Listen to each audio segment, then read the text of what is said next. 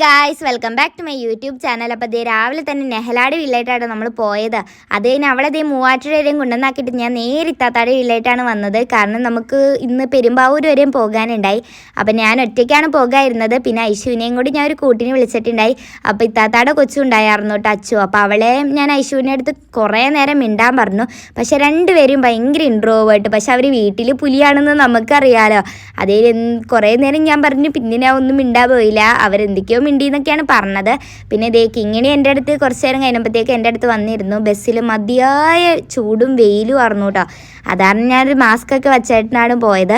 പിന്നെ ദേ ഇവനെ അവിടെ നിന്ന് കോഴിയൊക്കെ അടിച്ചുകൊണ്ടിരിക്കണ്ടായി. അപ്പോൾ ദേ വീഡിയോ എടുത്തപ്പോൾ ഒന്നും അറിയാത്ത പോലെ ഇരിക്കണയാണ്. പിന്നെ ദേ എൻ്റെ ചാനൽ ആദ്യമായിട്ട് കാണുന്നവരൊന്ന് സബ്സ്ക്രൈബ് ചെയ്യണേ.